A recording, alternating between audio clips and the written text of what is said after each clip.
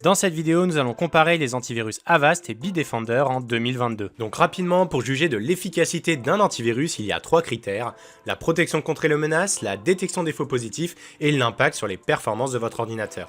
Et donc pour juger de ces critères appliqués à nos deux antivirus, nous allons utiliser deux organismes qui font des tests d'antivirus, AV-Test et AV-Comparatives.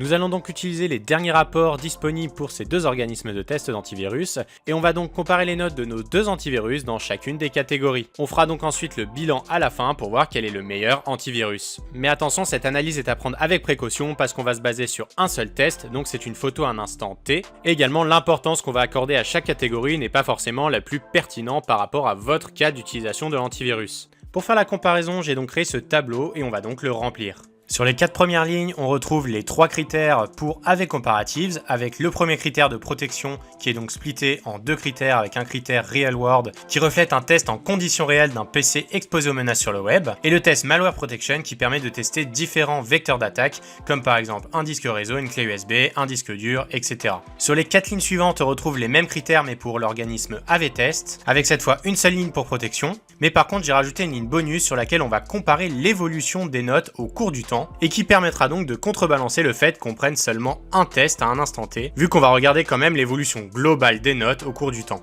Donc pour Avast et le Real World Protection Test, on a donc 99,4% de menaces bloquées avec 2 faux positifs. Pour le Malware Protection Test, toujours pour Avast, on est à 99,98% de menaces bloquées et 10 faux positifs. Et pour le test de performance, toujours pour Avast, on est à un impact score de 8,3 points. On remplit donc notre tableau.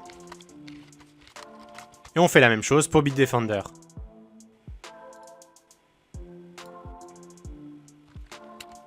Même procédé avec l'organisme AV-Test, avec Avast qui a 6 sur 6 sur chacune des 3 notes et Bitdefender qui a 5,5 sur 6 dans la catégorie protection et 6,6 sur les deux autres.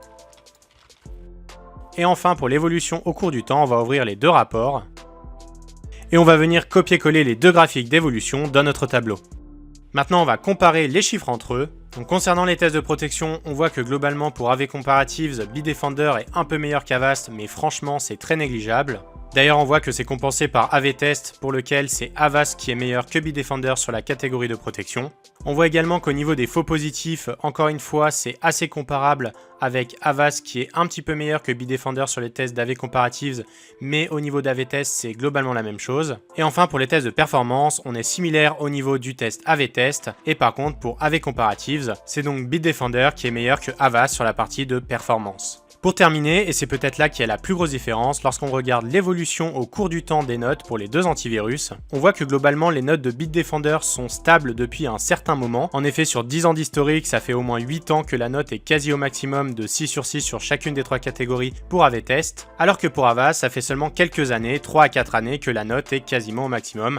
Avant, la note était beaucoup moins bien. Donc évidemment, Avast a progressé et s'est mis au niveau, mais regarder l'évolution des notes d'un antivirus au cours du temps, c'est important, parce que le but d'un antivirus, c'est avant tout de s'adapter aux nouvelles menaces qui arrivent sur le marché. Et donc un antivirus qui arrive à maintenir une note maximum sur un très nombre d'années démontre une bonne adaptabilité. Voilà donc pour cette analyse, je donne un petit avantage à Bitdefender, même si évidemment il faudrait comparer d'autres choses comme par exemple leur prix. Maintenant, si vous souhaitez savoir quel est le meilleur antivirus en 2022, je vous mets une vidéo en description. Et également, si vous souhaitez installer un nouvel antivirus sur votre ordinateur, je vous conseille de désinstaller celui que vous avez déjà, parce qu'avoir 2 antivirus installés en même temps sur votre ordinateur, c'est contre-productif. Et si vous souhaitez savoir pourquoi, je vous mets une vidéo en description. Voilà, n'hésitez pas à nous donner vos meilleures idées en commentaire, à vous abonner à la chaîne, à commenter, à liker la vidéo, et on se retrouve pour plus d'astuces